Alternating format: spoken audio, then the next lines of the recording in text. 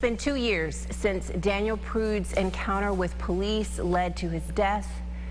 It prompted protests and rallies that made national headlines, and 2 years later, community members are pausing to remember the incident and also celebrate Prude's life. Amel Elhel joins us now live in Rochester with more on that day. Amel.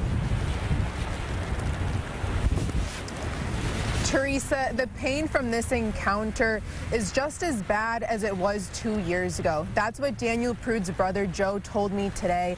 I spoke to him about that night and how he is managing 2 years later. We do want to warn you, some of the video you are about to see may be disturbing.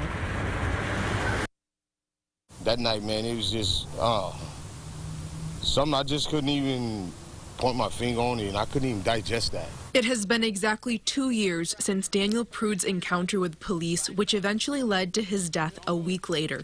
His brother Joe says the pain he is feeling today is the same pain he felt 2 years ago. Color ain't got nothing to do with this. Y'all took human life. Y'all took my best friend from me. Who gonna replace that? March 23, 2020, police responded to the area of Jefferson Avenue and Dr. Samuel McCree Way, where Daniel Prude experienced a mental health crisis.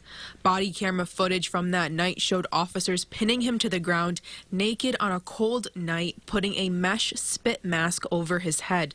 The Monroe County Medical Examiner's Office ruled Prude's death a homicide, listing his cause of death as complications of asphyxia in the setting of physical restraint. Can you guys get dirty out for us, please? I gotta live with that every day. That video plays over in my head 24/7. Information of the encounter was not released to the public until 7 months later in September. The events that followed led to violent clashes between police and protesters, turnover at City Hall and City Council, the resignation of Rochester's police chief, and multiple investigations, including one from the state attorney general that ended in a grand jury deciding not to hand up any criminal charges against any of the officers involved. Stop playing politics with Daniel Prude's name. Y'all killed my brother, and it still is no justification.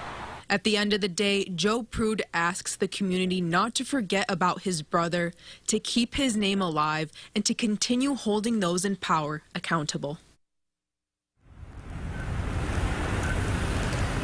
Tonight on News 8 at 6, we will hear from community activists on how they are using the day to celebrate Daniel Prude's life. Teresa, back to you.